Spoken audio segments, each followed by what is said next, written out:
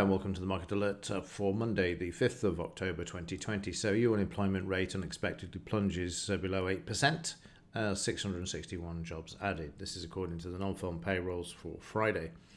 And there it is, heading into the US election. The all-important US employment rate will be below 8%, which is obviously good news for Trump.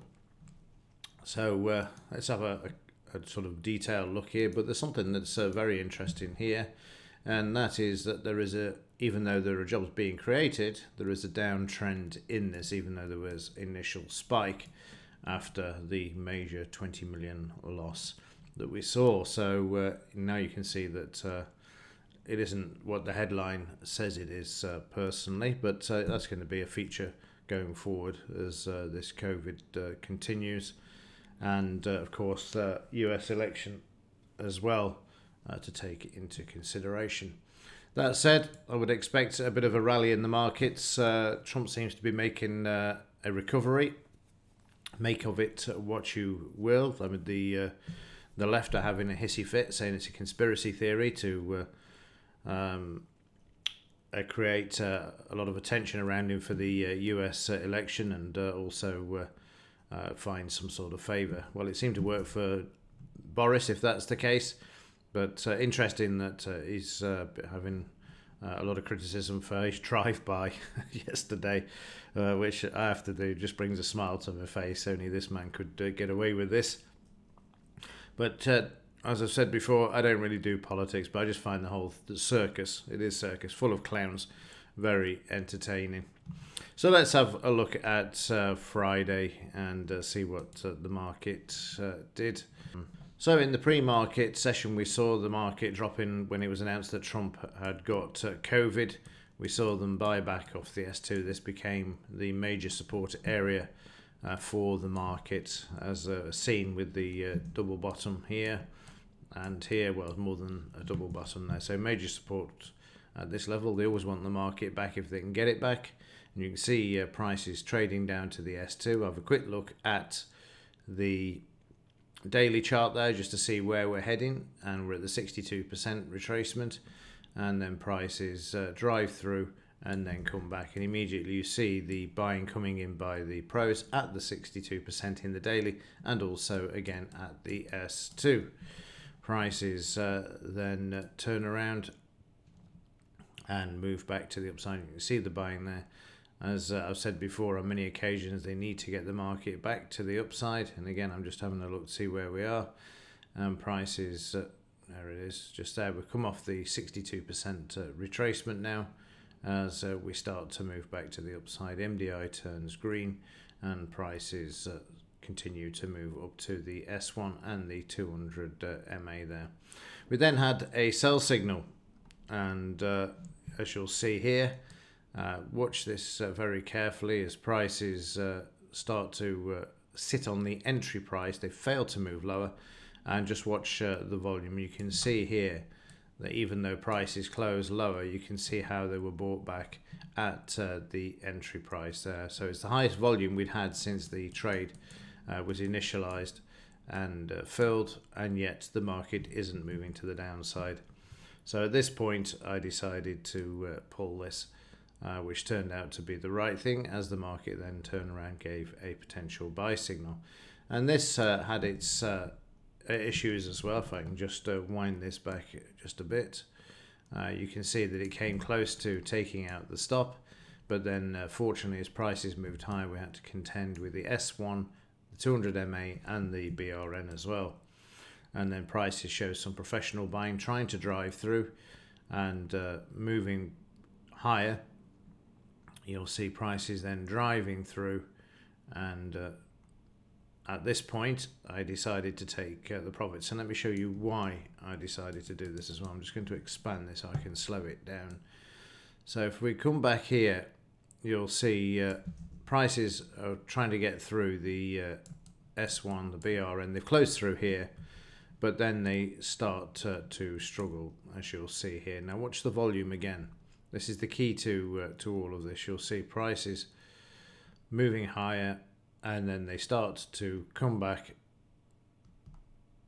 and close.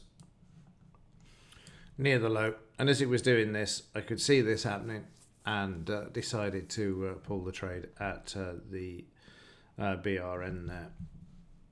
And then following this, prices started to move lower, which you can see there, until they pick up again and then are brought back, and prices moving higher. So again, there's more money in the trade, but at this point I could see that there was some selling coming into the market, and then you can see some selling there, and then it continues. So if you could hold at break even, the market continued to move higher, trading back up to the low, which is the target. But as I say, there was some selling around this area. Plus, I had an appointment, so I had to leave the desk early, which is why you'll see this there. You can see it's not altered, nothing deleted on the actual trade, as I wasn't actually here. But on this one, again, I'm just going to wind this back just to show you what I would have done had I been here. Again, if we come back to here, this bar now, again, watch the volume.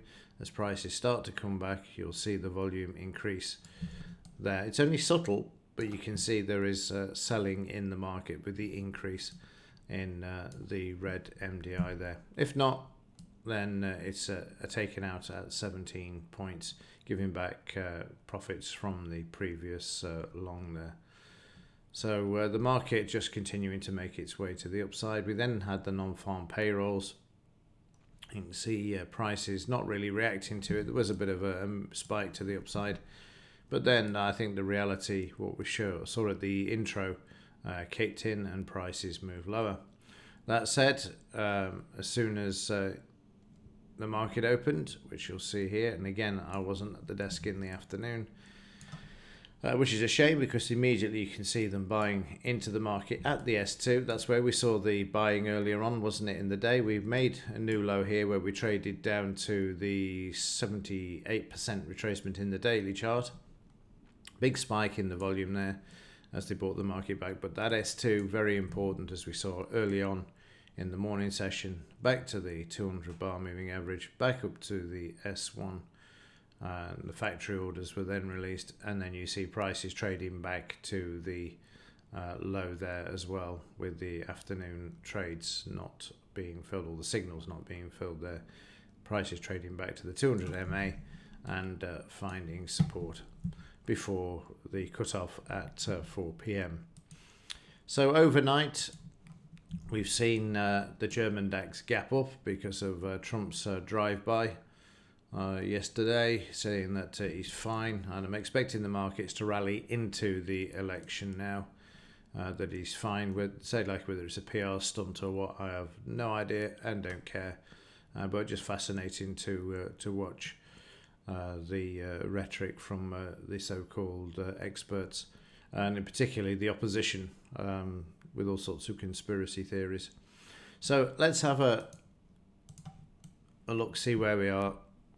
We're already above the high, so we're nowhere near the DP. We're above the 200 bar moving average, which is the main gauge for this. We're sitting at the R1. R2 is up here, which is about 70 or 80 points away. So let's have a look at the daily chart and see where we are. So I'm going to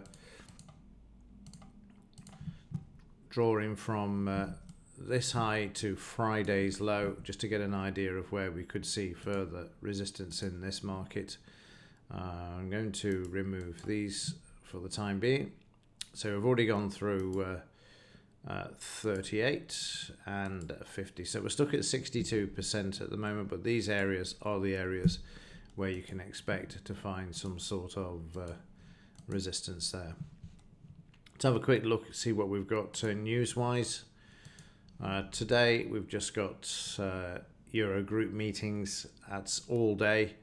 But tomorrow, actually, in 3 p.m. we've got ISM from the US. And then Tuesday, Lagarde is out twice. So she's coming out twice, 9:35, 2 p.m. And then we've got Powell in the afternoon. We've then got Powell on Wednesday, and FOMC meeting minutes on Wednesday at 7 p.m. And then we've got Bailey on Thursday. So we have them all out this week in one time or another. But interesting that the criminal is out tomorrow on 2 occasions, 9:35 and 2 p.m, and then followed by Powell. So it'll be interesting to see how the market reacts. Certainly not a no news Tuesday for tomorrow. Okay, that will do it. I should have a quick look at the Dow. You can see the Dow coming back on Friday as well, and moving higher at the moment as well, as prices attempt to head back to Thursday's high. But certainly for me, we're heading back to the highs before the election. I can't see any reason why not at the moment, and in particular what Trump's had done. If we see back in the White House this week, then expect some decent moves to the upside as well. Okay, that will do it for this one. If there is anything else to report, I'll let you know. But otherwise, as ever, thanks for watching. See you in the next one.